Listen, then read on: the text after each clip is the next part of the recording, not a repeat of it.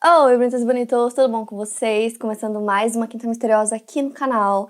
E antes de mais nada, se você é novo por aqui e ainda não tá inscrito, já se inscreve aqui embaixo que tem vídeo novo toda semana pra vocês.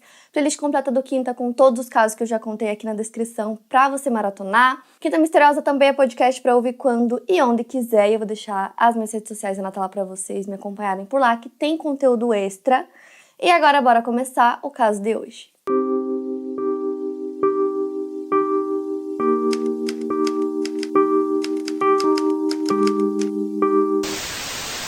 Bom, no caso que eu vou contar pra vocês hoje, na verdade são casos, né? Então não é um caso só em específico, são vários casos que aconteceram e todos eles têm um denominador em comum, que é a Nickelodeon. Então acabou de sair um documentário, eu vou falar mais sobre ele durante o vídeo, no final do vídeo também. E aí eu montei esse vídeo pra vocês sobre todas essas coisas que aconteceram, com todas essas pessoas envolvidas, que são muitas. Então, a gente tá falando de atores, de produtores, roteiristas, pessoas que trabalhavam nas equipes de filmagens, os pais, tipo assim, é muita coisa. Então eu vou abordar todos esses casos que aconteceram e vocês vão perceber que durante o vídeo eu vou citar uma pessoa. Vou finalizar, às vezes, esse assunto e aí eu vou para outro assunto, às vezes eu vou voltar no tempo, porque não tem como eu contar cronologicamente quando eu tô falando de várias pessoas e vários casos diferentes, mas eu prometo que vai fazer sentido pra vocês. Então, nesse vídeo eu vou falar sobre Dan Schneider, sobre Brian Peck, Drake Bell, Amanda Bynes e várias outras pessoas que estão envolvidas em toda essa história e todo esse escândalo, né, que aconteceu nos últimos anos. E agora, com o documentário, muita coisa ficou mais clara. E eu achei que era o momento perfeito para eu trazer tudo isso para vocês em um vídeo só. Então, assim, eu não era uma criança que assistia Nickelodeon, eu não tinha esse canal em casa, eu assistia Boomerang, Cartoon Network, TV Globinho, era esse tipo de conteúdo que eu consumia. Eu não consumia as séries da Nickelodeon, então, assim, pra quem assistia, eu acho que vai ser até muito mais fácil entender tudo que eu vou contar nesse vídeo, porque a gente começa a falar sobre Nickelodeon nos anos 90, então era, assim, um canal gigante, as crianças amavam.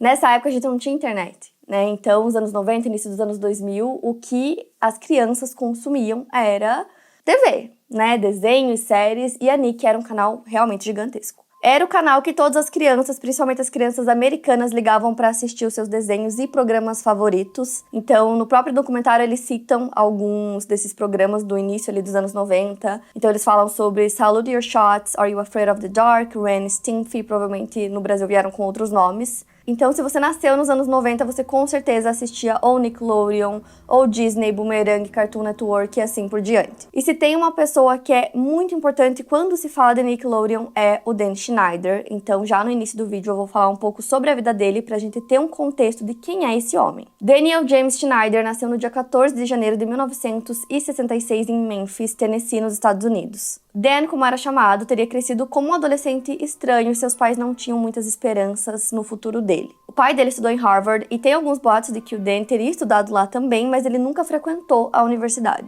Foi no teatro que ele se encontrou. No final da sua adolescência, ele faz um teste para um pequeno papel em um filme adolescente que estavam gravando na cidade que ele morava, em Memphis, e ele consegue o papel. Então, aos 19 anos, ele faz esse teste, né, consegue um papel na série da ABC Head of the Class, que na época era uma das maiores comédias da TV. Ele queria demonstrar o seu talento como escritor, então ele vendeu o seu primeiro roteiro para essa mesma série. Ele escreveu esse roteiro com um colega de elenco, e foi assim que ele deu o início da carreira dele na TV. Mas a jornada dele na Nickelodeon começou em 1993, quando o executivo de desenvolvimento da Nick, Albie Hatch, conversou com eles sobre um programa de sketches que eles estavam escrevendo chamado All That. O Dan foi convidado para escrever o piloto. E foi aí que ele começou a produzir e escrever os episódios para a série All That, que estreou em 94. E ele ajudou a lançar a carreira de vários artistas da comédia, como Kel Mitchell, Kenan Thompson. E rapidamente All That virou um programa bem popular, eles até recebiam grandes celebridades como convidados. Então vários atores que participaram de All That deram entrevista nesse documentário que eu usei para grande parte do que eu vou trazer para vocês aqui nesse vídeo,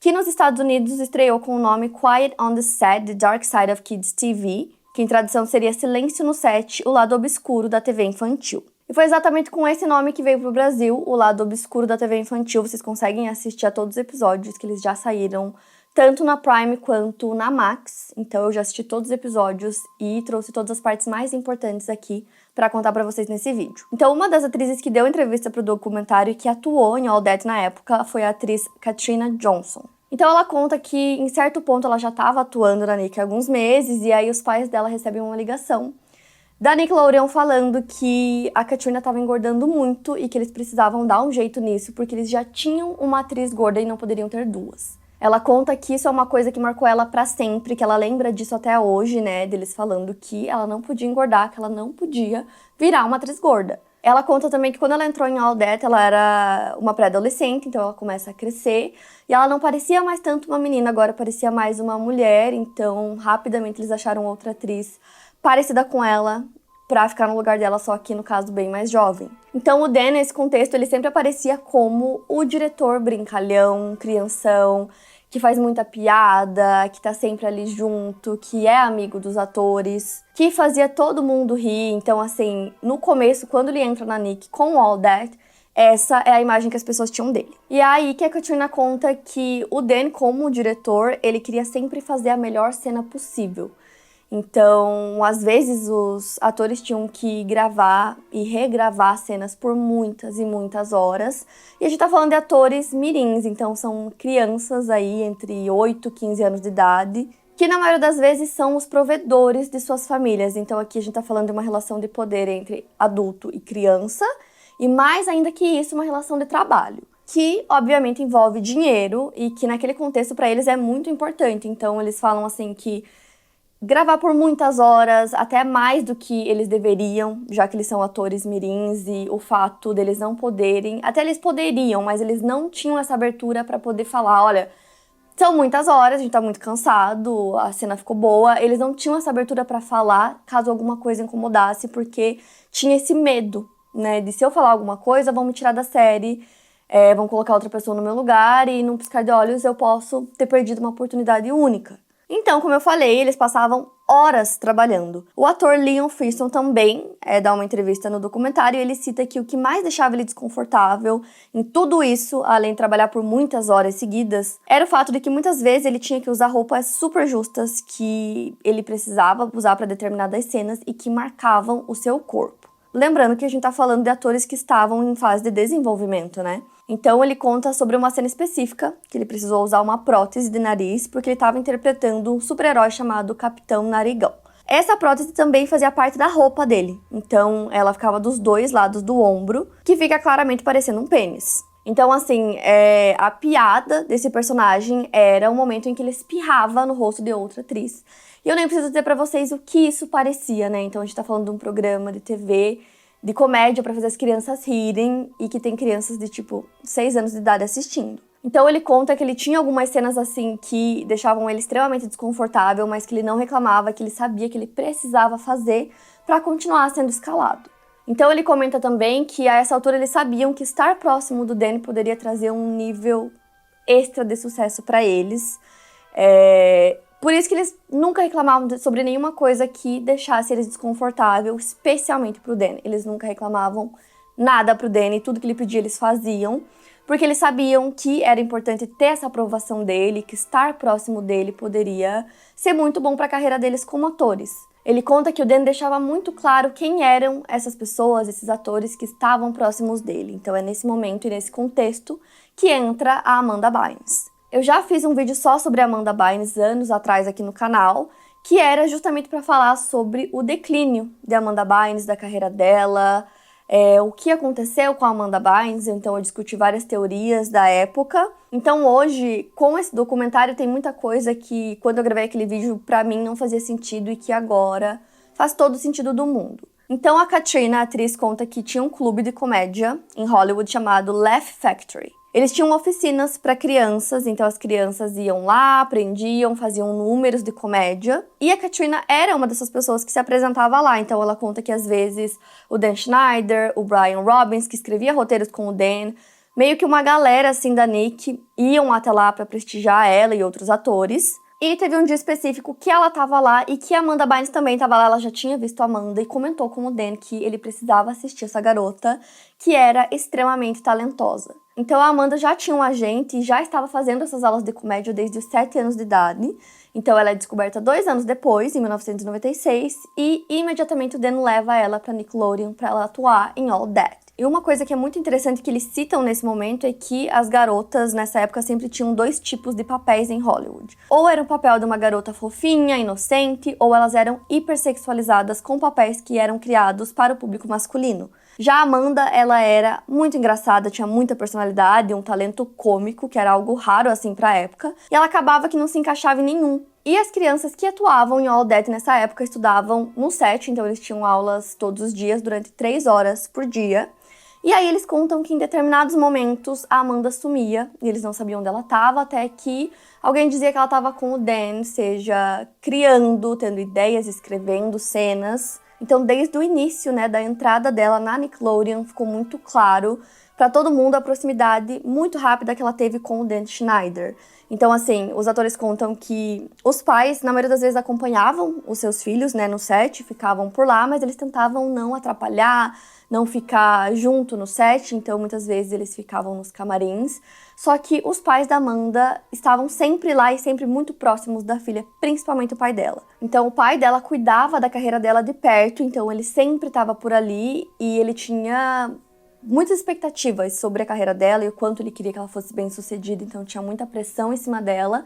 E eles, junto do Dan, meio que planejaram toda a carreira da Amanda. E isso era uma coisa que causava um certo tipo de inveja nos outros atores mirins que viam ela sendo a queridinha do Dan, vendo que ele dava mais atenção pra ela do que outros atores, e que eles sabiam que estar próximo do Dan e ser um favorito dele queria dizer que você conseguiria mais papéis, conseguiria mais tempo de tela, quem sabe outros papéis dentro da Nickelodeon, então eles sabiam que era uma coisa vantajosa. Tanto que, aos 13 anos de idade, a Amanda ganhou seu próprio programa dentro da Nickelodeon. Em 1999, estreia o The Amanda Show, que é o programa dela, e ela brilha desde o primeiro episódio. Foi a grande chance dela como atriz e a grande chance do Dan como criador, porque foi a primeira vez que ele foi citado como criador. Então agora ele tinha ainda mais poder e controle dentro dessa série que ele criou. Quando a gente fala de uma série que tem uma protagonista mulher, é natural pensar que por trás das câmeras tivessem mulheres também, na produção, mas as roteiristas do programa na primeira temporada, que no caso foram apenas 2 mulheres, disseram que essa experiência foi uma das mais perturbadoras da carreira delas. Então elas dão entrevista no documentário e uma delas foi a roteirista Jenny Kilgan.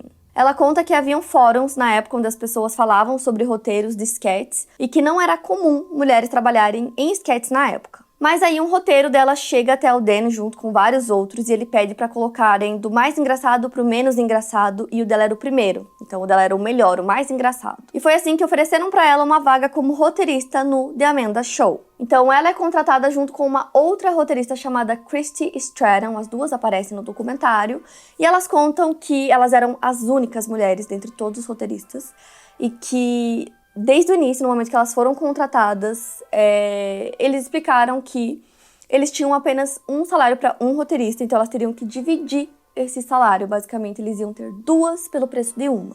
Então, as 2 aceitam o trabalho porque era uma oportunidade muito grande, de trabalhar como roteiristas dentro de uma série de comédia na Nick, que era gigantesca. Então, era uma coisa extremamente incomum, não tinham mulheres trabalhando como roteiristas, então elas viram a oportunidade, aceitaram, e as 2 se deram bem desde o início. Elas contam também que desde o início o Dan disse que ele não achava que mulheres eram engraçadas e que elas não sabiam escrever piadas. Então assim, elas tinham acabado de entrar na Nickelodeon e elas contam que o Dan pediu para que elas citassem na frente de todo mundo, uma sala lotada de roteiristas homens, uma roteirista mulher engraçada que elas conhecessem. Então isso já foi, logo que elas chegaram. Inclusive, elas explicam que o Dan comandava essa sala de roteiristas, onde eles ficavam lá escrevendo os sketches, e ele sempre estava presente. E elas contam que desde o início foi criado um clima, assim, dentro da sala de roteiristas, de descontração, de piadas, eles brincavam o tempo todo sobre todo tipo de coisa. E ela fala que o Dan, às vezes, queria que você falasse alguma palavra específica e ele mandava você falar, e ele ficava insistindo até que você falasse na frente de todo mundo. E que ele também criava algumas situações, assim, por exemplo, ela cita uma em que ele disse que quem tomasse um pote inteiro de sorvete ia ganhar $300. E que ela precisava de dinheiro, ela já ganhava metade, de um salário, então ela aceitou. Tomou o pote inteiro de sorvete. só que ele nunca pagou os $300. E aí ela fala que em um outro momento tinha uma mosca na sala de roteiristas e ele falou que quem matasse a mosca ia ganhar $30. E ela respondeu, eu devo adicionar na sua conta?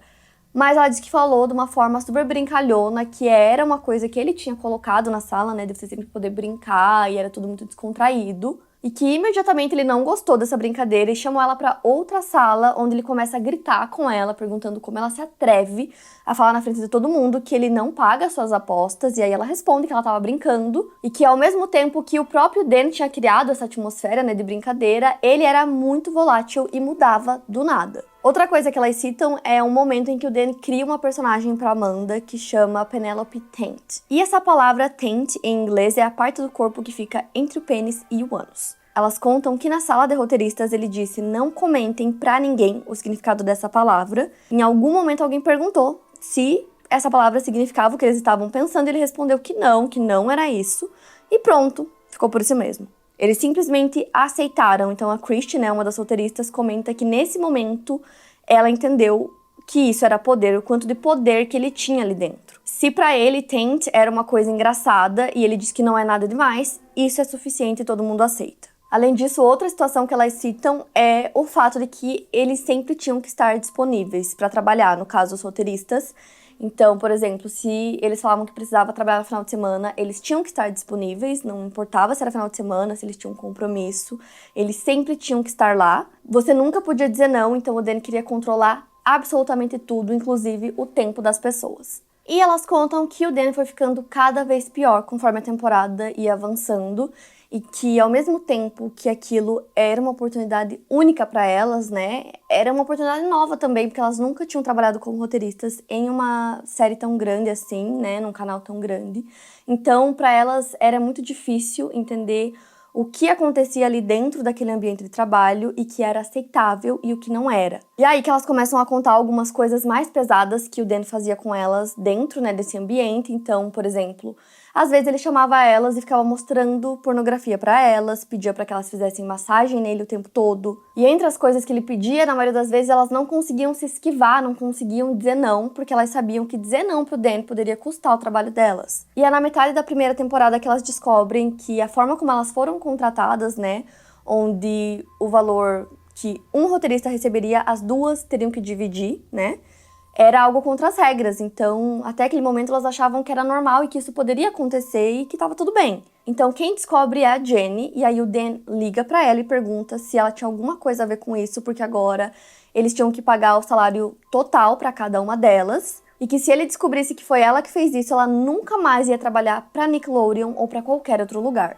Ou seja, ele tava fazendo uma coisa completamente errada, e quando ele foi descoberto, né, ela descobriu, ele simplesmente ligou pra ela ameaçando ela. E aí, seguindo mais pro final da primeira temporada, a Christy tinha pedido 2 vezes pra sair mais cedo. Como eu falei pra vocês, às vezes eles precisavam trabalhar final de semana. E em 2 momentos que ela cita no documentário específicos, ela tinha um compromisso. Então, em um deles, ela tinha um show e o outro ela tinha combinado com os amigos que eles iriam na casa dela, ia fazer alguma coisa lá.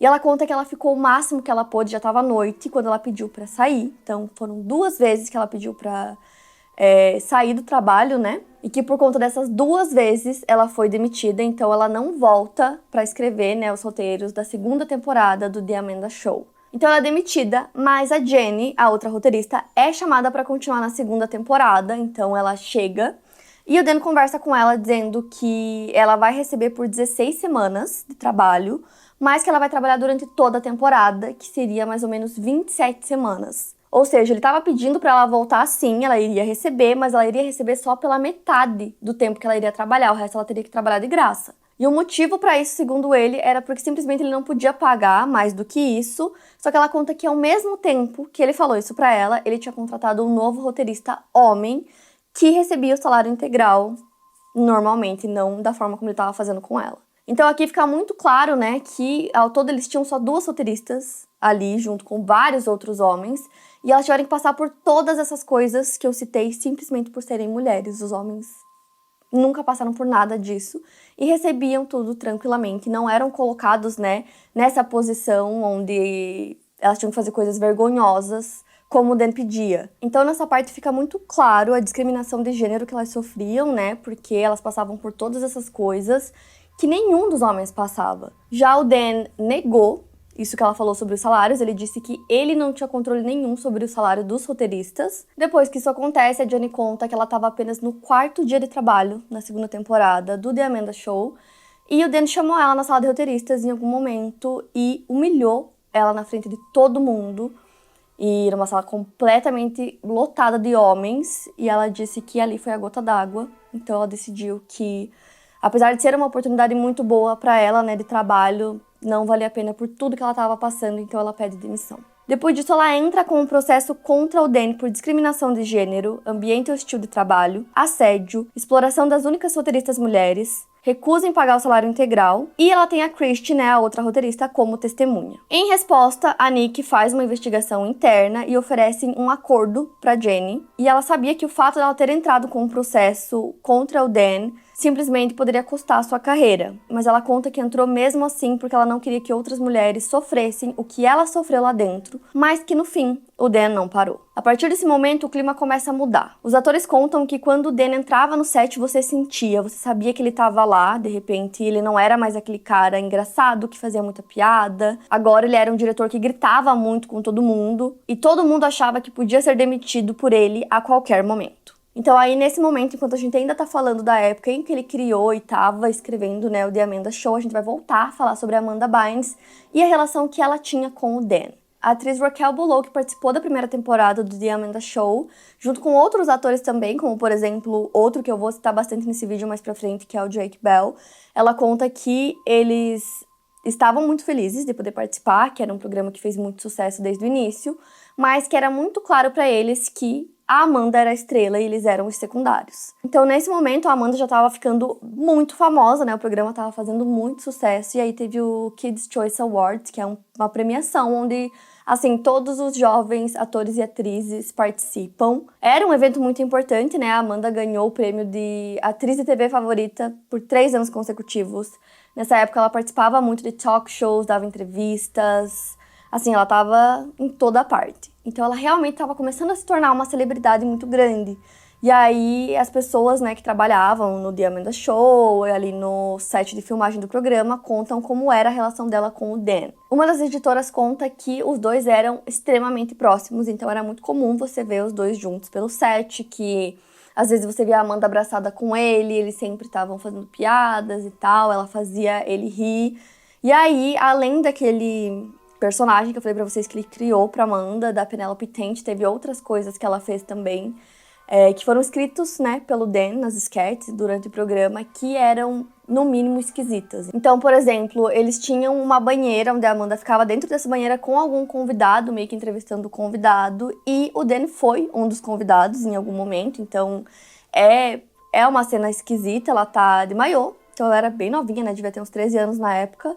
E ela tá entrevistando ele, que tá dentro da banheira completamente vestido. Então esse é um vídeo que as pessoas sempre resgatam, né, quando a gente fala sobre a Amanda e a relação dela com o Dan. Até que os fãs do programa ficaram muito surpresos e decepcionados quando ele saiu do ar em 2002, apenas 3 anos após a sua estreia. O mais confuso é que não foi dada uma resposta clara sobre o motivo pelo qual o programa não estava mais na TV, era como se ele simplesmente tivesse deixado de existir. Se houve uma explicação oficial do Dan ou de alguém envolvido com o programa sobre o motivo do término, parece que essa explicação se perdeu ao longo dos anos. Porém, o fim do The Amanda Show não significou o fim da relação de trabalho entre a Amanda e o Dan Schneider. Logo depois, ela assumiu seu primeiro papel em um filme, que foi o Big Fat Liar, que aqui no Brasil veio como O Grande Mentiroso, um filme de 2002 que fez muito sucesso e que o Dan criou pensando na Amanda. E é nesse contexto, né, ela tinha 16 anos na época, que ela começa a dar entrevistas falando que ela queria pegar papéis mais adultos. Que na Nick ela fazia comédias usando peruca e coisas do tipo, e que agora ela estava crescendo, ela queria se sentir mais como uma garota da idade que ela tinha, né, 16 anos, e ela queria papéis mais maduros. Então, depois do Grande Mentiroso, ela fez Tudo Que Uma Garota Quer, Ela é o Cara, SOS do Amor. Todos esses filmes foram super bem, são filmes que eu amava, principalmente Ela é o Cara, um dos filmes que eu mais amava, assim, e que ela tava perfeita, linda, sempre muito engraçada. Então é aí que ela começa a tentar sair, né, do entretenimento infantil pra entrar realmente como uma atriz de cinema. Mas a relação dela com o Dan continua nessa época, então ele cria um papel para ela numa nova série. Então esse projeto que o Dan criou foi uma sitcom chamada What I Like About You, que foi criada em 2002 para Warner Brothers. A Amanda participou dessa sitcom de 2002 a 2006 e o Dan realmente queria continuar por perto e meio que ajudar a guiar a Amanda na sua carreira na TV aberta. E em entrevistas que a Amanda deu, anos depois, ela conta que o What I Like About You foi um show muito especial para ela amava fazer parte. E nessa época o Dan tinha uma ideia muito específica sobre o que ele queria para essa série, então ele vivia brigando com o co-criador da série, Will Calhoun, que vocês devem conhecer por conta da série Friends. Então havia muita tensão no set, a Warner não confiava ainda no Dan, né? Ele era novo ali, então eles contam que ele foi expulso da sala dos roteiristas. Mas o Dan nega ter sido expulso, ele fala que na época ele precisava focar sua energia em outro programa que ele estava criando e por isso que ele não estava mais lá. Então ele não ficava mais ali com os roteiristas, mas ele podia ainda ficar no set, né? Exercendo o papel dele como produtor próximo da Amanda. E nessa época a Amanda não estava se dando bem com os seus pais, ela ainda morava com eles, afinal ela tinha só 16 anos. Ela estava namorando um cara que era mais velho que ela, então os pais tinham muitas regras em casa, queriam controlar a vida dela, a carreira dela, até que ela foge de casa e pede ajuda pro Dan. Os detalhes sobre como tudo isso realmente aconteceu são bem incertos, mas sabe-se que tiveram até que envolver a polícia nisso, e que os pais dela ficaram super chateados com o Dan por ter ficado do lado da Amanda e não dos pais dela. Logo depois disso, a Amanda correu pro Dan e para outros representantes para bolar um plano para ela se emancipar. O que foi uma surpresa para os pais dela, então tem uma lista longa de atores que foram emancipados dos pais, o que significa que legalmente eles são considerados adultos. Então eles podem trabalhar com mais liberdade, eles não precisam trabalhar por menos horas, todo mundo ganha mais dinheiro, eles têm controle maior da sua vida, da sua carreira. Então uma coisa que falam muito é que a Amanda não tinha uma relação boa com os pais, principalmente nessa época, mas que ela nunca teve uma relação muito boa com eles. Então, nesse momento que ela estava querendo buscar a emancipação e que chegou num ponto que ela estava até pensando em morar com o Dan e com sua esposa Lisa Lillian. Inclusive, a Lisa chegou a falar sobre isso em uma breve entrevista que ela deu anos depois, em 2022. Ela conta que a Amanda passava muito tempo com eles, que ela sempre estava por lá, mas que ela nunca chegou a sair de fato da casa dos pais para morar com eles. Outra fonte próxima da família disse que na época o maior problema da Amanda com os pais era porque eles eram muito, muito rígidos, principalmente o pai dela, que era extremamente controlador e que ele queria tomar todas as decisões. Então toda essa questão do relacionamento da Amanda com os pais dela é uma coisa que é discutida desde essa época, e principalmente nos últimos anos, né, depois de tudo que ela passou e todos os problemas que ela teve por conta da sua saúde mental.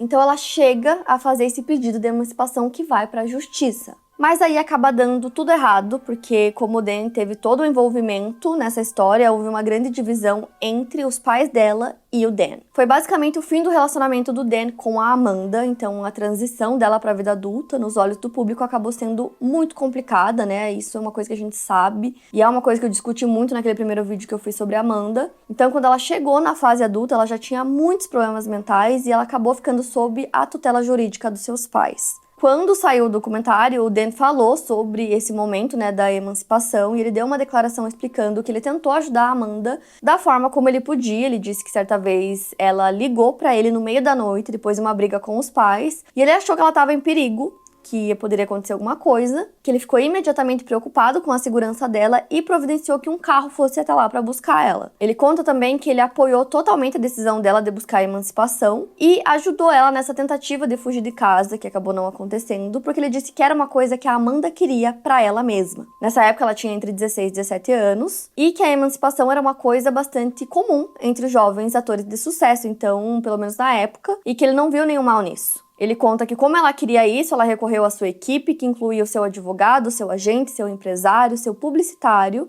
e o Dan. Então ela incluiu o Dan como parte da equipe. Ele conta que ela via ele dessa forma, que ele apoiou ela tentou se emancipar e no final acabou não dando certo. Depois disso a gente entra em muitas coisas que aconteceram com a Amanda até o presente momento. Então, como faz muitos anos que eu fiz aquele vídeo sobre a Amanda, eu vou meio que resumir pra vocês o que aconteceu com ela a partir do momento em que, né, ela não consegue a emancipação dos pais até os dias de hoje, um resumo de tudo que aconteceu. Em 2010, ela publica no Twitter que ela estava se aposentando, ela não ia mais trabalhar como atriz, E aí ela sabia que ela era muito jovem, mas que ela tinha tomado essa decisão.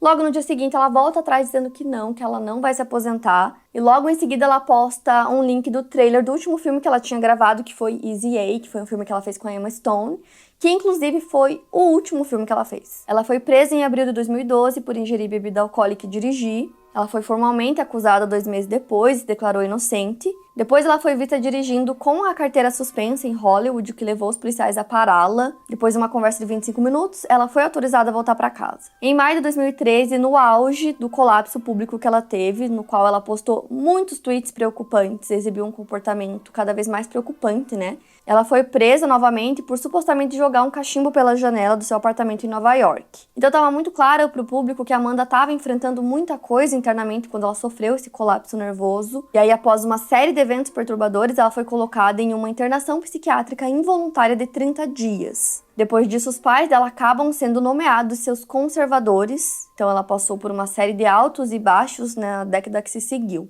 Após a reabilitação, Amanda voltou a morar com os pais e iniciou a tarefa de retomar uma vida normal. Então, nas semanas após sua alta, ela foi flagrada passeando com a família, frequentando a academia, ela parecia bem melhor. E ela também se matriculou como estudante no Fashion Institute of Design and Merchandise em Los Angeles. Tem toda uma questão sobre os tweets que ela escreveu na época, então tinham 2 contas do Twitter, uma com o nome dela e uma com outro nome que acreditam que seja da Amanda também. Eu lembro que eu falei sobre isso no outro vídeo, mas eu não quis trazer tanto esse assunto para esse vídeo aqui porque todas as informações que eu tô trazendo para vocês são coisas que aconteceram, né? São fatos, onde muitas pessoas comentaram e não foi uma coisa que uma pessoa disse. Então, eu não queria trazer teorias pra gente ficar discutindo coisas que podem ou não ter acontecido. A própria Amanda disse em entrevista que alguns tweets que ela fez, ela estava sob influência de drogas ou álcool e ela estava muito envergonhada sobre as coisas que ela disse e que muitas coisas não eram verdade, então é muito difícil pra gente discutir o que é verdade e o que não é quando não tem comprovação. Logo que saiu o documentário, teve um tweet específico que ela fez onde ela dizia sobre ter ficado grávida aos 13 anos de idade, de um dos seus chefes, então fica na dúvida quem seria esse chefe, se era o Dante, se era outra pessoa, e que ela teve que fazer um aborto.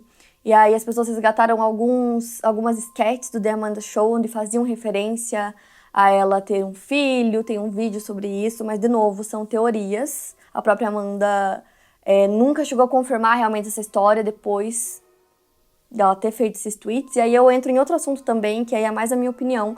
Na época que ela fez esses tweets, pode ser que muita coisa ali seja verdade, mas todo mundo achou que ela tava louca, ela virou chacota, as pessoas começaram a fazer piada, entendeu? Então ninguém quis realmente entender aquelas coisas, se era verdade ou não, ninguém quis investigar, foi uma coisa que ninguém ligou. E aí, 10 anos depois, as pessoas agora querem que ela fale, ela não participou do documentário, não falou nada sobre isso ainda. E eu acho que ela simplesmente não quis falar, porque em algum momento ela tentou e ninguém ajudou ela. Então eu entendo também o porquê dela tá mais em silêncio, né, sobre essas coisas.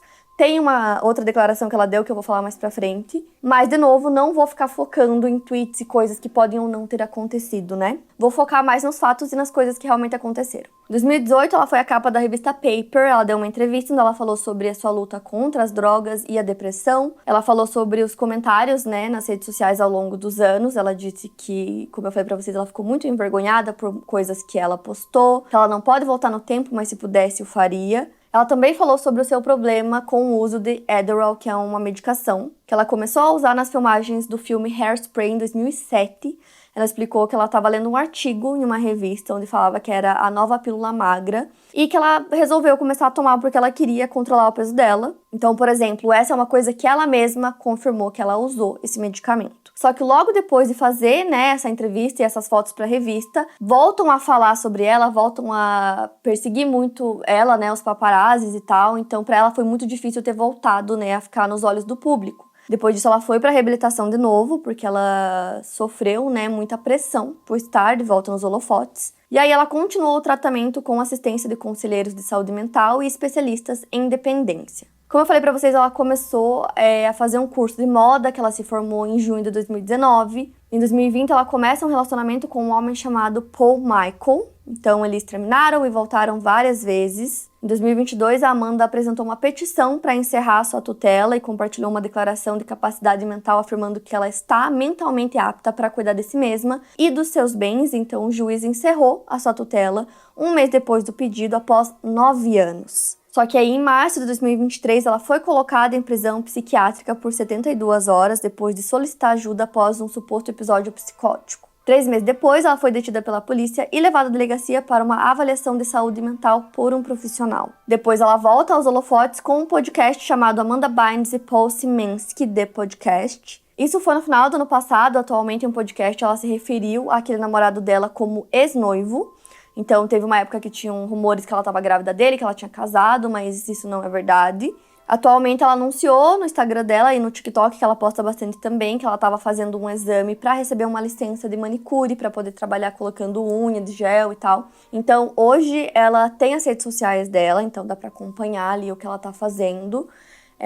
Tanto no TikTok quanto no Instagram, ela posta stories, ela posta alguns vídeos falando com os fãs, então dá pra ver o que ela tá fazendo no momento. Ela também falou recentemente nas redes sociais sobre o problema que ela enfrenta com o seu próprio peso, então é uma coisa que dá pra ver que ficou na cabeça dela durante muitos anos, desde que provavelmente ela começou a entrar na adolescência até hoje, né, que ela tem esse problema com o peso, que ela tomava o remédio pra emagrecer. Então é muito claro que todas as coisas que ela passou lá na infância, quando ela começou a trabalhar na TV, né, com 10 anos de idade, são coisas que pesam muito pra ela até hoje. Então, com certeza, tem muita coisa que ela passou que a gente nem sabe. Como eu disse pra vocês, ela não quis participar do documentário e os pais dela também não quiseram, mas depois de todas as entrevistas do documentário, eu acho que fica muito claro que tem muita coisa que ficava lá nos bastidores, então pode ser que ela tenha passado por muitas outras coisas que levaram ela a ter esse início, né, da fase adulta extremamente conturbado e todos esses problemas mentais que ela enfrenta até hoje. Então é tudo muito triste, mas ela parece estar melhor. Então vocês podem acompanhar como ela tá pelas redes sociais dela. Então, como eu falei pra vocês, né, nesse vídeo eu vou citar muitas pessoas diferentes. Então, como a gente tava falando do Dan Schneider e da Amanda, eu quis trazer todo esse contexto dela pra aí a gente voltar no tempo e continuar falando do Dan e de outras pessoas que eu vou entrar no assunto agora. Então, voltando no tempo, na mesma época do The Amanda Show, tem uma outra pessoa que é citada no documentário e que é bem importante pra eu citar aqui pra vocês também, que é o assistente de produção Jason Handy. Ele tinha contato com as crianças que eram figurantes, que faziam pequenos papéis em programas como o The Amanda Show. Os pais dessas crianças não tinham permissão para entrar no set, né? Já que eram papéis muito pequenos que essas crianças faziam. Então o Jason falava com os pais e ele era sempre muito amigável, ele criava meio que uma relação de amizade com os pais e com as crianças. Então eles sentiam que estava tudo bem e que podiam confiar nele. Até que chega um momento em que o Jason passa o e-mail dele para uma dessas crianças que tinha participado de um episódio do The Amanda Show, que era uma garotinha chamada Brandy, que na época tinha 11 anos de idade, ela era muito fã do programa e estava muito feliz em ter participado e ter o contato, né, dessa pessoa, do Jason no caso, que estava já na indústria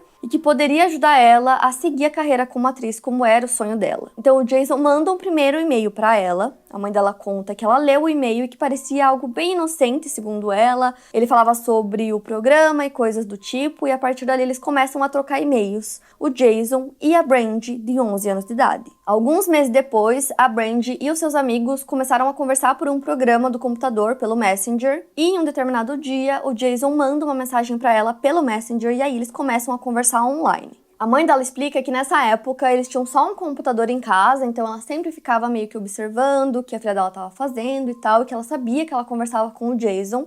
Até que um dia a Brandy conta que o Jason falou que ele queria se encontrar com ela e que eles precisavam dar um jeito de se encontrar e que ela podia falar que ela queria sair com amigas, que ela queria ir pro shopping, e aí ele iria até o local que ela estivesse, eles iriam se encontrar, mas que ela não podia contar pra mãe dela. Então ela contou pra mãe dela que obviamente disse que não, de jeito nenhum, e aí ela falou que não tinha como isso acontecer e ele respondeu: a gente precisa dar um jeito. A mãe dela explica que nessa altura ela não levou a sério essas mensagens, ela não achou que ele estava falando sério, ela levou mais na brincadeira, então ela não proibiu a Brandy de conversar com o Jason. Até que chegou um dia que a filha dela estava no computador e quando ela se aproximou, ela fechou o computador, saiu correndo, entrou no quarto dela e começou a chorar. Nesse momento, a mãe dela sabia que tinha alguma coisa errada, que tinha alguma coisa estranha, então ela conversa com a Brandy e ela conta que o Jason tinha mandado uma foto pra ela e que era uma foto dele pelado se masturbando.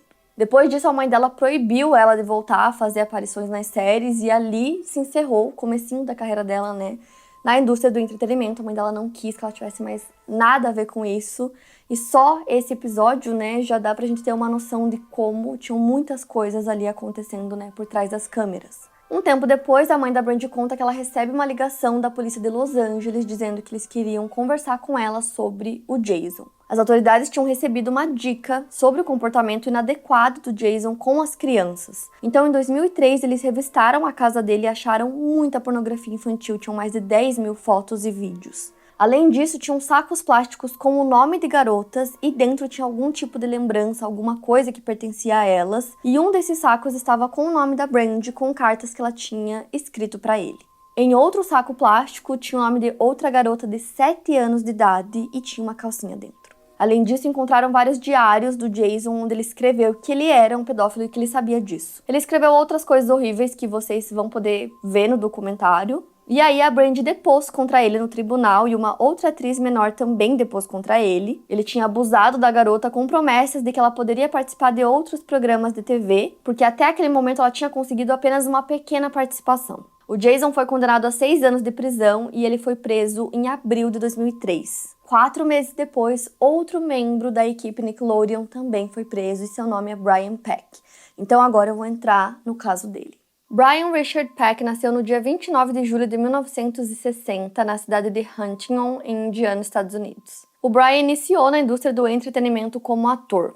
Nos anos 80, ele apareceu no filme Retorno dos Mortos-Vivos e na série Growing Pains, na qual ele foi dublê do ator Alan Twickle. E ele também era um personagem que aparecia em vários episódios do programa All That, então ele era um personagem chamado Pickle Boy. Mas dentro da Nickelodeon, seu trabalho não era como ator, ele era contratado como treinador de diálogos, então ele trabalhou em vários projetos lá dentro. No início da década de 90, ele foi ator e treinador de diálogos em programas infantis como The Amanda Show, What I Like About You, Boy Meets World e Kenan e Kel. O Brian não limitou seus trabalhos apenas à TV, ele continuou trabalhando no ramo dos filmes. Então, no início dos anos 2000, ele foi treinador de atuação para o filme Holt, estrelado por Shia LaBeouf, e foi treinador de diálogo em um dos filmes estrelados pela Amanda, chamado Love, Wrecked. Os atores da Nick contam que eles, né, os pais, amavam e confiavam no Brian. Ele era legal com todo mundo, brincava com todo mundo, mas dizem que algumas dessas brincadeiras eram esquisitas. Os atores contam que ele deu um churrasco na casa dele, todos foram convidados, os atores e seus pais, e que a casa dele era estranha. Ele tinha um quarto dedicado a revistas em quadrinhos. Ele transformou a garagem dele em um santuário do planeta dos macacos, e lá tinha uma pintura de um palhaço. Então, assim, imediatamente quando eles falaram isso na série, eu já sabia do que se tratava, porque imagina uma garagem onde a temática é planeta dos macacos.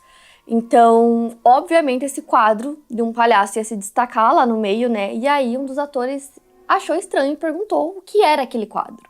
Era um autorretrato pintado e dedicado pelo John Wayne Gacy. Isso mesmo, gente, o serial killer que matou e abusou de muitos garotos. Eu já contei esse caso aqui no canal também muitos anos atrás, então eu vou deixar o link aqui.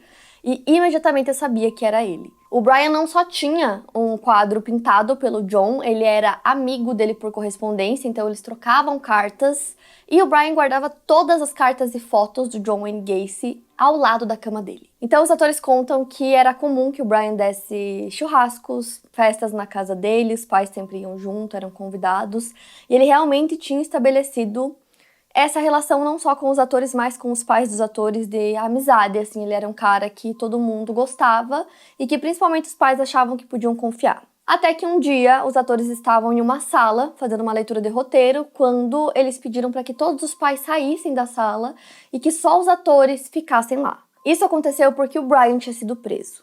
Então, basicamente, esse foi um momento onde eles queriam conversar com os atores, né, mirins, e contar para eles que o Brian não ia mais trabalhar na Nickelodeon, que ele tinha sido preso, e aí eles falam que esse era o momento para eles contarem para eles caso alguma coisa tivesse acontecido, se tinha alguma coisa que eles queriam contar. Um dos atores que estava lá presente nessa leitura de roteiro conta que o Dan também estava lá e que eles fazem essa pergunta, nenhum dos atores se manifesta, então era isso, acabou e eles voltam para a leitura de roteiro. Então, nesse caso, o Dan não foi o responsável por dar essa notícia para os atores. E aí eu só acho um pouco estranho que eles tenham pedido para os pais saírem, né, para fazer essa pergunta e contar isso para os jovens. Então agora a gente entra nesse caso específico do Brian Peck. Ele abusou de um dos atores que ia pra casa dele pra treinar os diálogos, então isso aconteceu em 2001. Então só pra vocês entenderem, né, por isso que eu falei que eu vou ir e voltar no tempo. Quando isso aconteceu, ainda tava no ar All That, e aí os atores ficaram todos se perguntando quem era, né, quem tinha sido abusado, já que eles protegeram a vítima, então não sabiam quem era.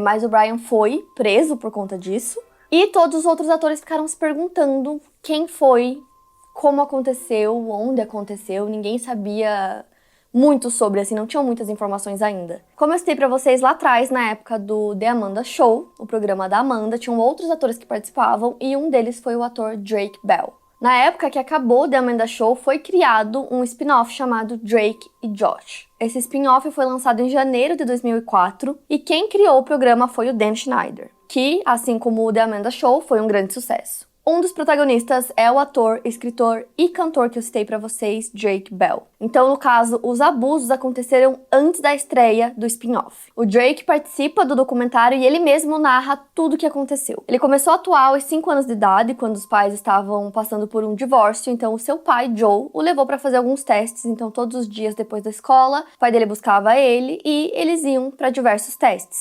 O Drake conseguiu alguns papéis de participação em séries grandes como Seinfeld, até que ele fez um teste para participar do The Amanda Show e entrou pro elenco da série. Até aí tava tudo bem, ele conta que ele amava trabalhar lá, se divertia muito, até que eles foram transferidos para os estúdios da Nickelodeon na Sunset. O Brian apareceu na segunda temporada, então ele era o treinador de diálogos do The Amanda Show, e ele e o Drake se deram bem, porque os dois tinham um interesse em comum, que era a história de Hollywood. Como eu falei pra vocês, todo mundo confiava no Brian, então o pai do Drake também confiava nele. Então foi nessa época que o Brian disse pro Drake que ele precisava ir pra casa dele pra ter umas aulas e que era lá que todos tinham aulas. Ele meio que virou o professor de teatro do Drake, então tudo parecia bem, parecia normal. Inclusive o pai do Drake sempre estava junto, né? Como eu falei pra vocês, ele dava várias festas lá na casa dele, o Brian, e o pai do Drake sempre ia, todo mundo gostava dele, tava tudo normal. Como eu citei pra vocês, os pais dos atores, na maioria das vezes, ficavam nos camarins, ficavam esperando, né, os filhos gravarem as cenas pra poder ir embora. Mas o Joe, pai do Drake, gostava de ficar mais perto do filho, de ficar cuidando, de ver como que as coisas estavam acontecendo e tudo mais. Então ele sempre ficava ali pelo set. Até que ele começou a perceber que o Brian tinha um comportamento um pouco esquisito com o Drake. O Brian simplesmente ficava muito próximo do Drake o tempo todo, então às vezes ele tava no camarim, ele aparecia, ele ficava tocando nele, pegava na cintura, nos braços, nos ombros, e o pai dele não estava achando aquele comportamento comum. Foi aí que ele decidiu conversar com a produção sobre isso. Ele disse que ele estava um pouco desconfortável com a forma que o Brian ficava se comportando, né, quando estava com o Drake, e aí eles responderam que o Brian era gay e que ele era essa pessoa de abraçar, de tocar e que era normal e que ninguém se incomodava. Só que depois disso o Joe continuou se incomodando com isso, então ele fala com o pessoal do set e mais uma vez eles meio que não ligam como se aquilo não fosse nada e acabam isolando o Joe, então ele deixa isso pra lá. Então nessa época o Drake era muito novinho, né, então ele não conseguia perceber nada de estranho, mas o pai dele percebeu desde o início. Então só pra vocês entenderem como aconteceu, o Drake participava do The Amanda Show, e aí dentro do programa eles fizeram uma sketch onde era com os personagens que depois fizeram, né, Drake e Josh, e aí eles tiveram essa ideia do spin-off, porque foi uma cena que eles amaram e que deu super certo, mas o spin-off ainda não existia. E foi justamente nessa época que o Brian começou a conversar com o Drake, falando que ele achava que o pai dele não deveria mais ser o seu empresário. Obviamente, o Joe não gostou disso e confrontou o Brian, né, sobre ele ter falado essas coisas pro Drake, e foi bem na mesma época que o Drake tinha uma banda. Então ele fazia vários shows com a banda dele e o Brian sempre ia nesses shows. Então meio que ele, assim, tentava participar da vida do Drake o máximo que ele pudesse fora do set. Só que não era uma coisa comum, então, por exemplo, não eram só nos shows de Los Angeles, onde o Brian morava, eram em outras cidades também. Eles contam que teve um festival pequeno em que o Drake foi fazer um show com a banda dele e que, do nada, o Brian aparece pra assistir com vários amigos dele e que depois do show eles ficavam seguindo o Drake pelo festival. E aí chega no aniversário do Drake de 15 anos, então só pra vocês entenderem, eles gravavam em Los Angeles, né, no estúdio, mas o Drake morava em Orange County, então é cerca de 1 hora de carro pra chegar em Los Angeles, e aí por conta disso, né, dessa distância, o Brian queria fazer o aniversário dele na casa dele. E aí, beleza, o aniversário do Drake acontece na casa do Brian, e aí o Joe conta que ele começou a pegar os presentes e guardar os presentes que o Drake tinha ganhado. E no meio dos presentes ele começa a encontrar alguns cartões que ele tinha ganhado, tanto do Brian quanto dos amigos adultos do Brian. Ele disse que tinham frases e coisas bem inapropriadas escritas lá. E aí ele perguntou pro Drake, né, sobre os cartões, e ele respondeu que nem tinha visto, nem sabido do que se tratava, não tinha lido nada daquilo ainda. Então o pai dele sempre viu os sinais estavam ali e ele viu desde o começo. E o Brian percebeu isso também. Então ele começa a criar uma barreira entre o Drake e o pai dele, dizendo que ninguém gostava dele no set, que ele era péssimo pra carreira dele, que ele roubava o dinheiro dele, que ele só dava problema. E assim, o Drake e o Joe, o pai dele, eles eram super, super próximos, eles eram, tipo, melhores amigos, até o Brian criar essa barreira entre os dois. E uma coisa que é importante eu relembrar vocês também é que ele era muito jovem, ele tinha 15 anos de idade, assim como a Amanda, quando ela teve, né, todo aquele problema com os pais, e aí pediu ajuda do Danny e tal. Então, assim, a gente tem que lembrar que eles eram muito jovens, eles eram imaturos, e eles confiavam nessas pessoas porque eram pessoas da indústria, né? Tanto o Dan quanto o Brian, que trabalhavam há anos na indústria. Então, se eles chegavam dizendo essas coisas, eles acreditavam que eles sabiam do que eles estavam falando. Eles eram super respeitados, então, obviamente, a palavra do Brian tinha valor e, consequentemente, influenciou o Drake. E foi logo depois disso que ele começou a evitar o pai dele. Então ele já passava muitas horas com o Brian por conta das gravações e ele já não via o pai dele tanto quanto antes. O Brian sabia que os pais do Drake eram divorciados, então da mesma forma como ele começa a falar todas aquelas coisas pro Drake, ele fala as mesmas coisas pra mãe dele, pra tentar afastar o Joe o máximo que ele pudesse. E a mãe dele começou a acreditar em todas aquelas coisas, tanto que chegou num ponto que eles contrataram um advogado pra saber sobre as finanças do Drake, já que o Brian ficava falando que o pai dele roubava o dinheiro dele. E foi aí que eles viram que não tinha nenhum mau uso dos fundos. E mesmo assim, o Drake decidiu que ele não queria mais que o pai administrasse sua carreira. Então o Joe ficou extremamente triste porque ele sabia que o filho já estava se afastando pouco a pouco e que aquilo significava, tipo, o fim do relacionamento deles. Lembrando de novo que eles eram muito próximos, então o Drake começou a fazer os testes com o pai dele quando ele era pequenininho, então ali com 15 anos, já muitos anos depois, né, tendo o pai como empresário,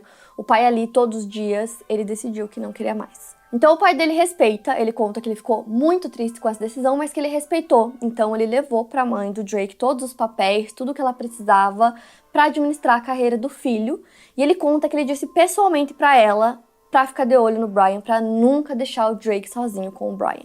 Então aí a gente continua seguindo essa linha do tempo do Brian com o Drake. Então, nesse momento, o The Amanda Show acaba, então as gravações acabam e o Drake começou a ter muito tempo livre. Então o Brian ficava levando ele pra coisas que ele gostava de fazer, como, por exemplo, ele amava a Disney, então o Brian levava ele na Disney. Eles ainda não tinham iniciado a produção de Drake and Josh, então teve esse intervalo de tempo entre um programa e o início de gravação do outro programa.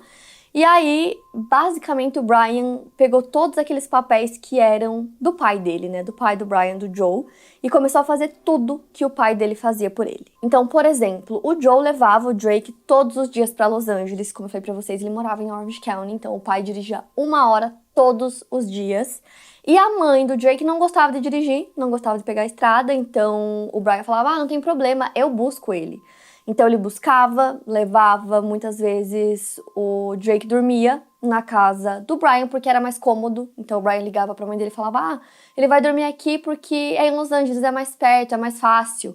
Então ele começou a passar muito tempo com o Brian e na casa do Brian.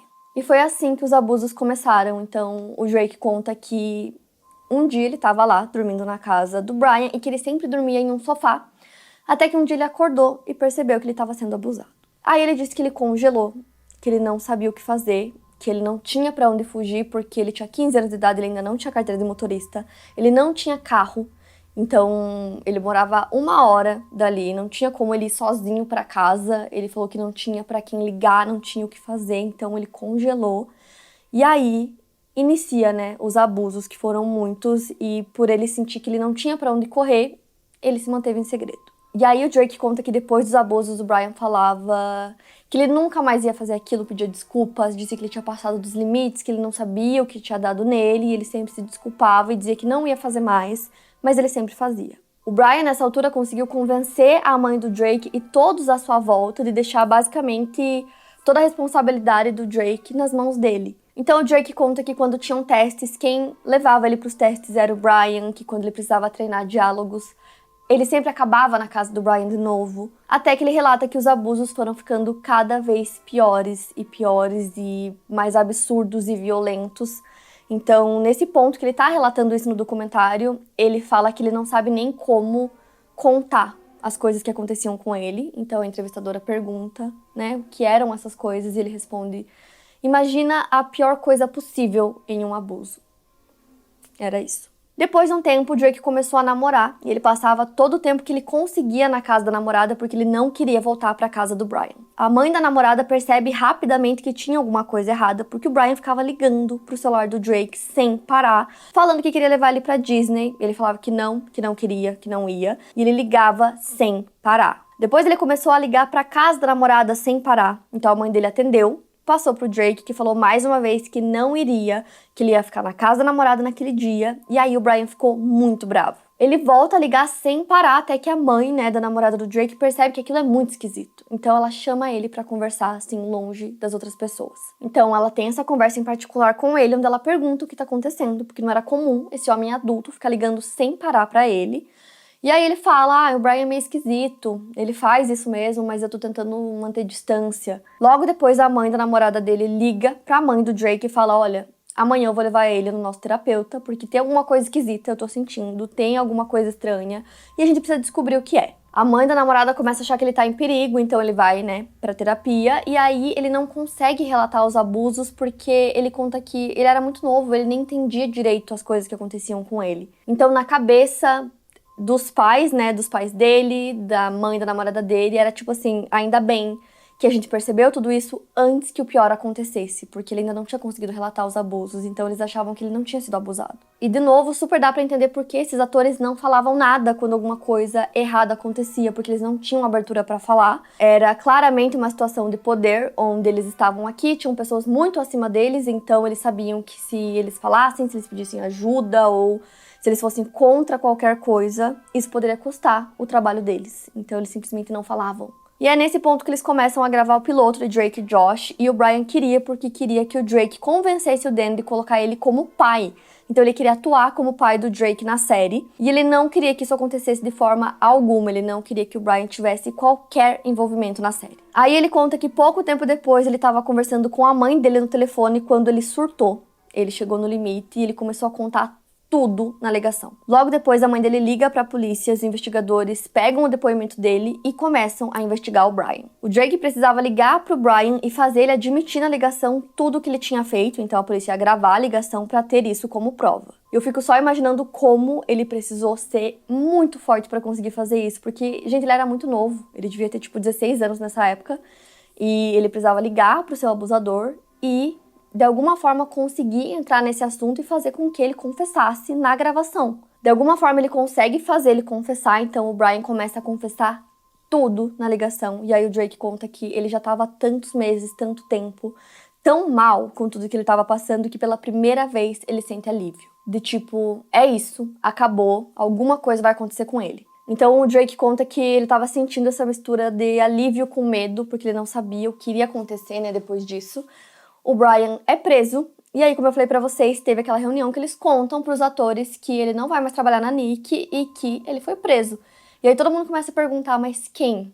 Quem foi a vítima? E o Drake não queria que soubessem que era ele. Ele queria proteger a si mesmo, né, já era uma coisa muito difícil de falar, então ele não queria que fosse pra mídia que era ele, não queria que as pessoas soubessem, ele tava gravando, né, Drake e Josh, ele era o protagonista, então ele preferiu que ficasse tudo em sigilo, então ninguém sabia quem era a vítima. E aí, logo que o Brian foi preso, o Dan liga pro Drake e pergunta se foi ele, se ele é a vítima, e ele conta que sim.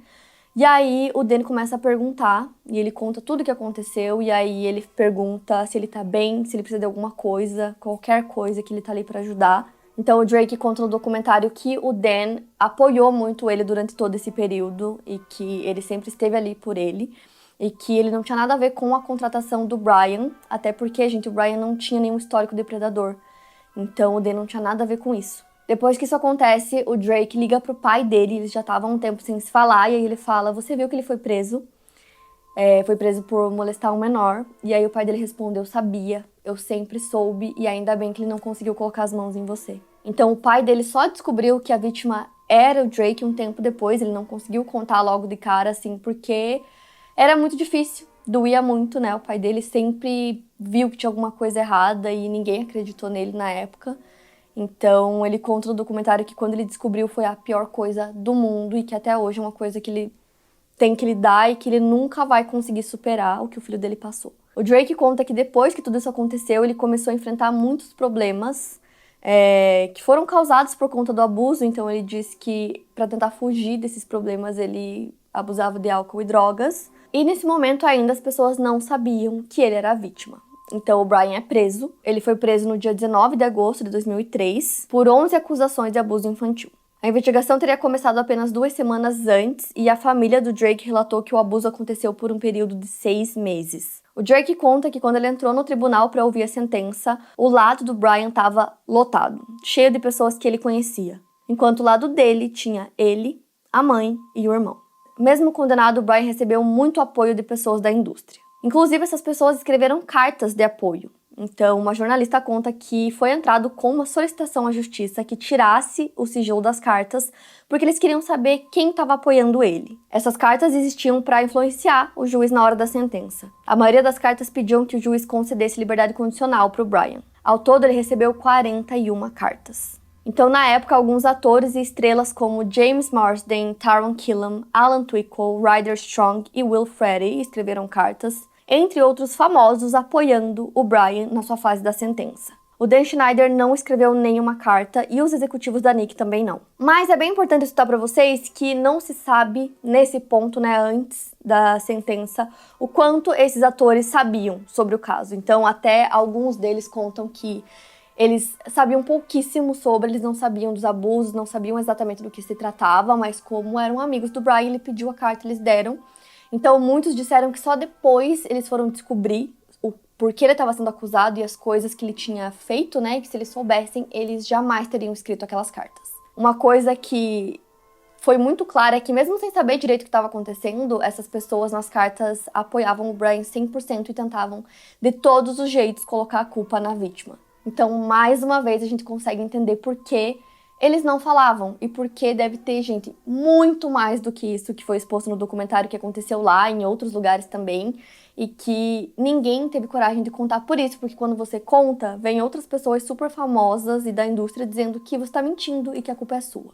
De todas as acusações, o Brian não contestou 2 delas e foi considerado culpado pelas 2. As demais foram rejeitadas. Em outubro de 2004, ele foi condenado a 16 meses de prisão, ou seja, ele passaria apenas 1 ano e 4 meses preso. Além disso, ele teria sido obrigado a registrar-se como agressor sexual. O Drake ainda era menor de idade na época, então seu nome ainda não tinha sido revelado como vítima. Então, a maior parte dos registros do tribunal que aconteceram nessa época ficaram todos em sigilo. O Brian foi liberado da prisão em 2005, depois de cumprir sua pena.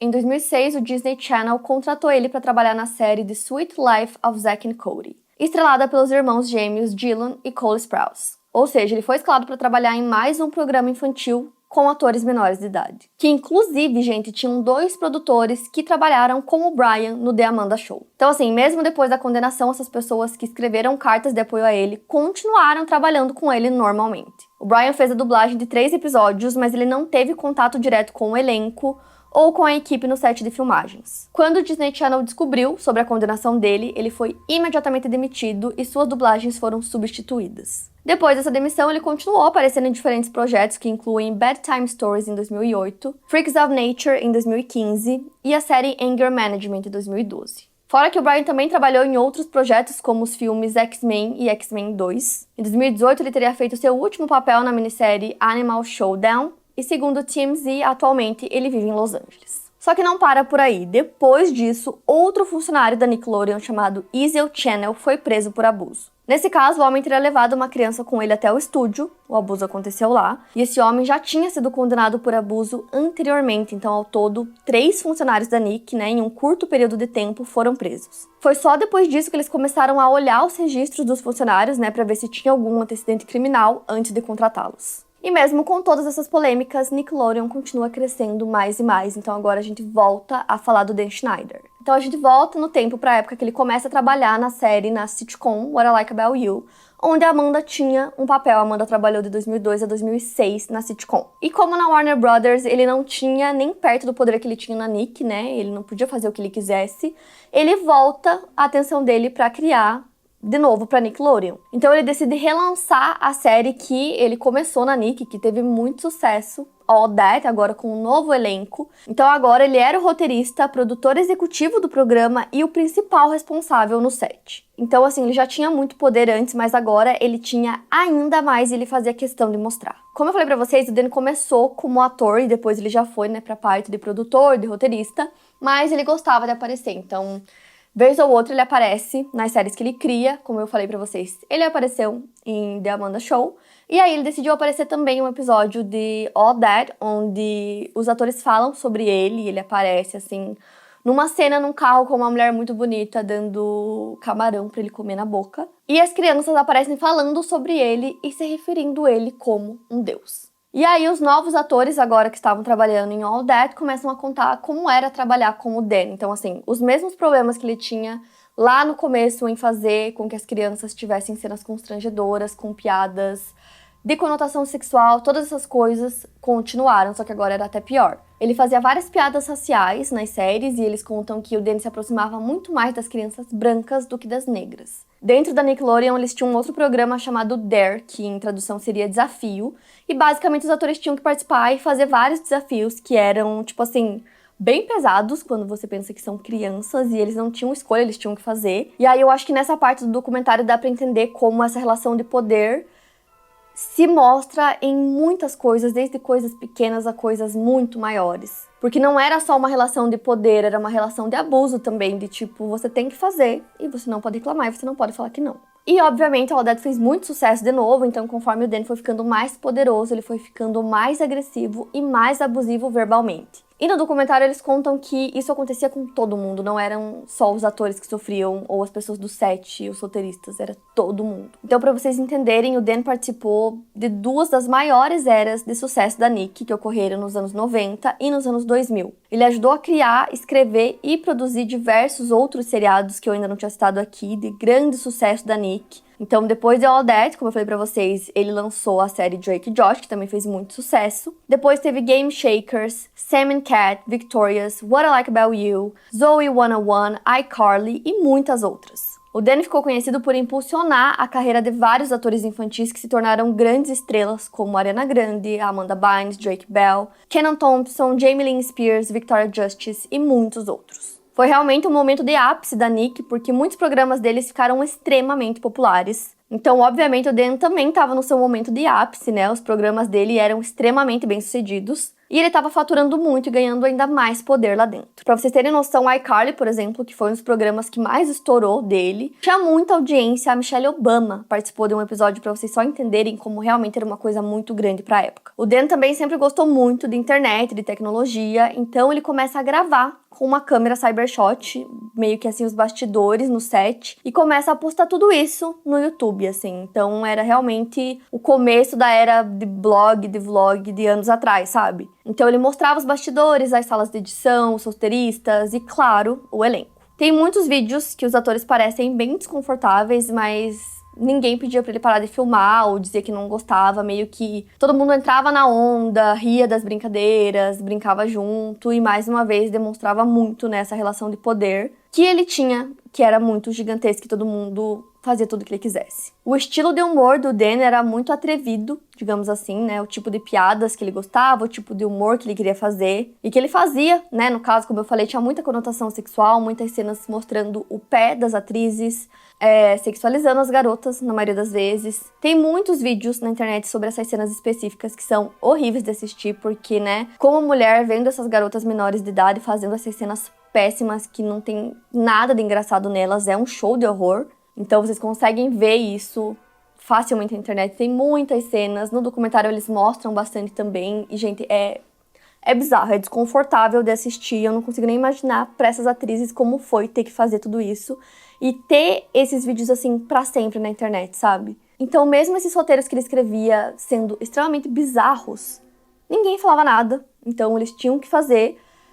Ninguém reclamava, ninguém dizia uma palavra porque era o Dan Schneider, entendeu? Era a galinha de ovos de ouro, ninguém podia falar nada. Eu acho que um dos piores, assim, que tem as piores cenas é o Victorious. Tinham muitos extras que eles gravavam e a emissora não sabia como gerenciar essas cenas. Tem muitas cenas da Ariana Grande que são bem difíceis de ver e de narrar pra vocês. Porque, de novo, né, gente, é um programa pra criança. Então, realmente é bizarro. Tem um trecho de uma entrevista do Dan que eles mostram muitas vezes durante o documentário, onde ele fala que ele tem o poder de colocar os atores nas piores cenas possíveis. Meio que dizendo assim, o que ele decidir fazer, eles vão ter que fazer.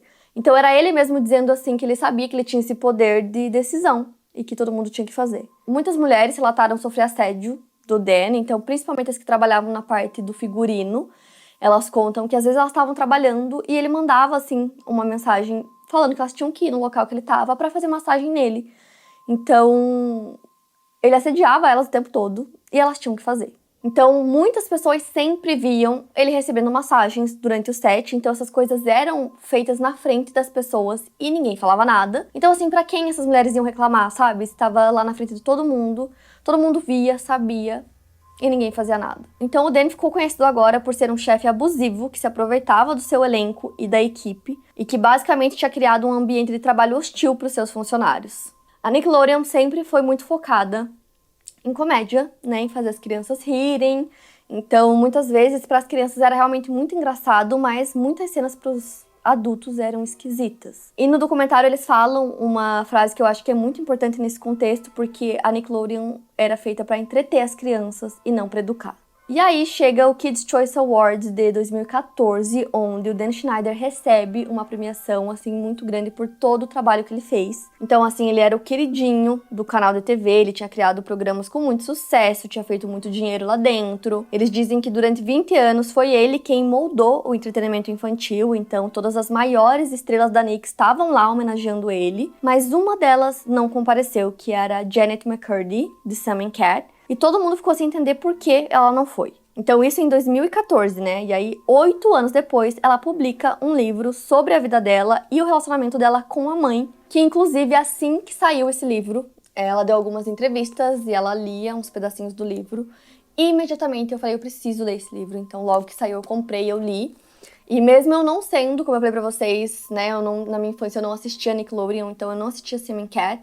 Mas eu queria muito ler esse livro dela, que é muito bom, e aí já seria história para outro vídeo, mas eu voltei para esse livro para pegar assim as partes mais importantes e trazer para vocês, que tem a ver com o caso de hoje, né, que é toda essa parte do Dan Schneider e tudo que aconteceu na Nick. Então esse livro dela, gente, é uma autobiografia sobre a vida dela, então ela conta em ordem cronológica, assim, fala sobre a sua infância, todos os problemas que ela teve com a mãe, que a mãe era muito abusiva. E aí, a mãe dela tinha esse sonho para ela se tornar uma atriz famosa, então ela conta como foi, como tudo começou e como ela conseguiu, né, o seu primeiro grande papel, que foi na Nickelodeon. Ela interpretava a personagem Sam em iCarly e depois teve o spin-off Sam and Cat.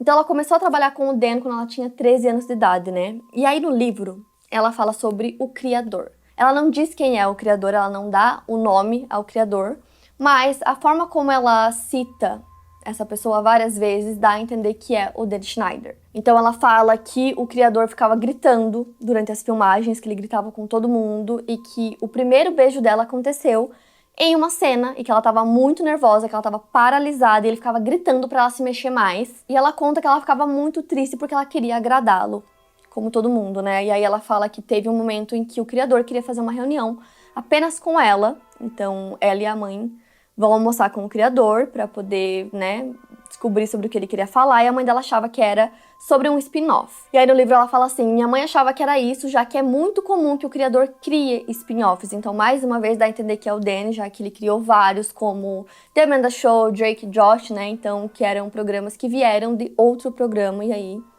ele criava, então ele fez isso várias vezes. E ela conta que toda conversa importante com o criador começa da mesma forma. Ele começa a cobrir a pessoa de elogios, dizendo que é o melhor ator que eles têm, enquanto ele vai diminuindo os outros atores. Então ela fala assim, que ela sabe que ele é o motivo dela ter um papel grande na TV e a família dela não passar mais por dificuldade financeira. Mas ela fala que ao mesmo tempo ela fica se perguntando se ele não quer apenas jogar os atores uns contra os outros e se ele não fala essas mesmas coisas pros outros também. Então ela fala assim, o criador tem dois lados. O lado que é bom e que ele vai te cobrir de elogios e vai fazer você se sentir a pessoa mais feliz e mais importante do mundo. E que tem um lado mal, que é controlador e apavorante, que vai te xingar na frente de todo mundo e fazer você se sentir um idiota.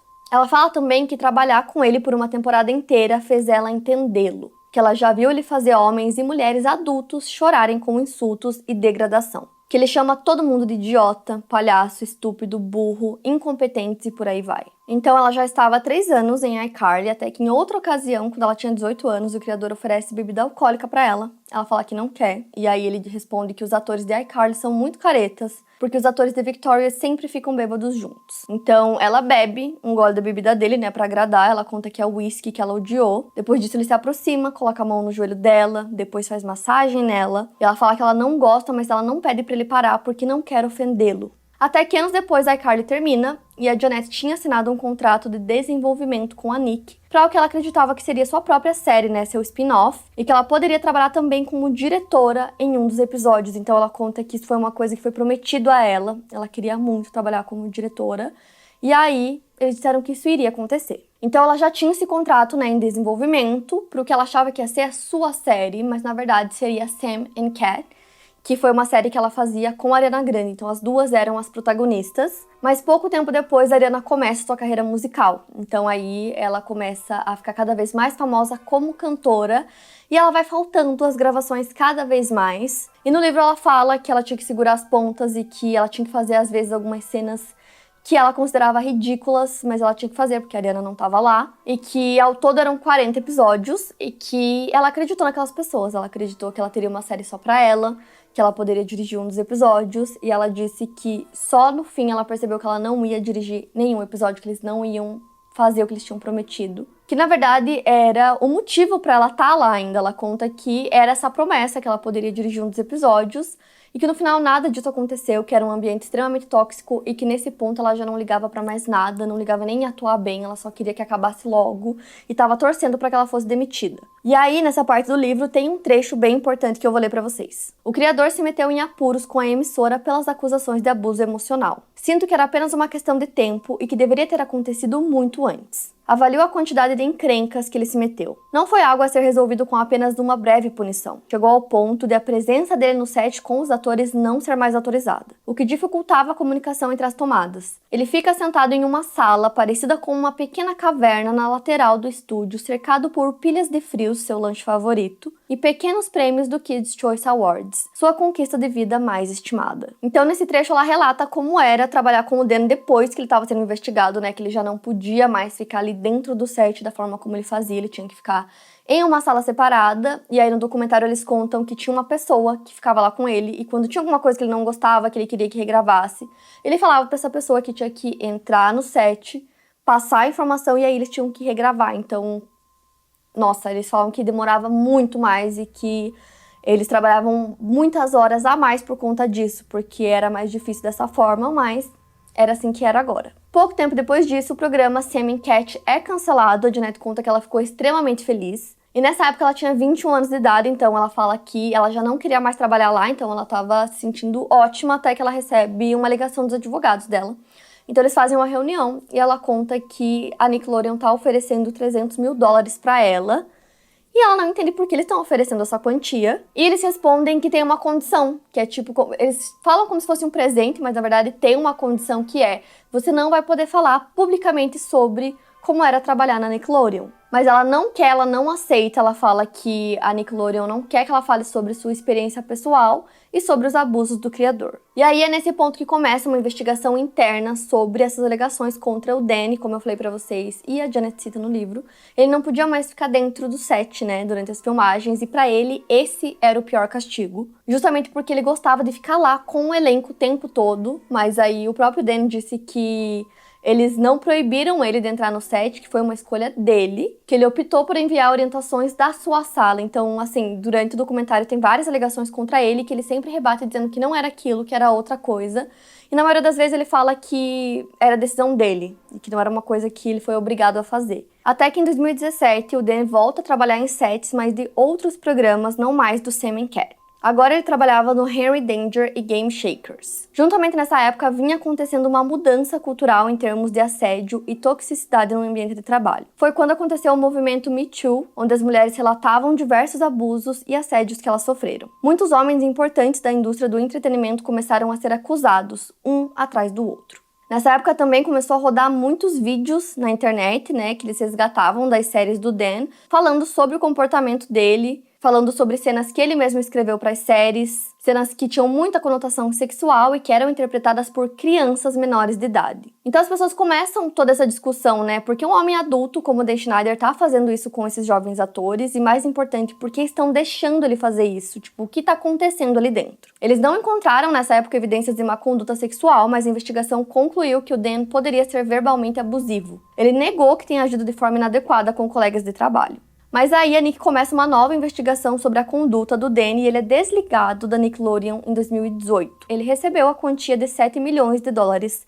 Os programas dele já estavam próximos do fim, então os programas acabaram e pronto, era isso, ele estava fora. Na investigação não encontraram provas de comportamento inapropriado com crianças ou relacionamento com crianças, mas encontraram provas de abusos no ambiente de trabalho. Já o Dan diz que esse não foi o motivo do seu desligamento da Nick, mas que hoje ele faria algumas coisas de forma diferente. Ele falou que ele aprendeu ao longo dos anos sobre como ser um chefe melhor. E aqui, bem rapidamente, eu quero voltar no assunto Amanda Bynes, porque tem um blind item que eu acho importante citar aqui para vocês. Em 2018, o site Crazy Days and Nights postou um blind item, que em tradução é item cego, que é basicamente uma notícia, normalmente em uma coluna de fofocas, na qual os detalhes do assunto são relatados enquanto as identidades das pessoas envolvidas não são reveladas. Então, nesse blind item, supostamente escrito pela Amanda logo depois do Dan ser demitido da Nickelodeon, o site afirma que ela escreveu: "Obrigado por todo o seu apoio contínuo. Não sei como qualquer um desses homens dorme à noite. Mas uma coisa que eu sei é que o que é feito no escuro sempre vai aparecer na luz." E aí, nessa mensagem que ela teria escrito, tem algumas letras maiúsculas perdidas que, quando juntas, formam a frase Dan did it, que seria o Dan fez isso. Então não se sabe o que exatamente seria isso, já que pode ser muitas coisas. Então, por conta disso, mais uma vez se especula, né, sobre a questão do abuso que ela poderia ter sofrido do Dan.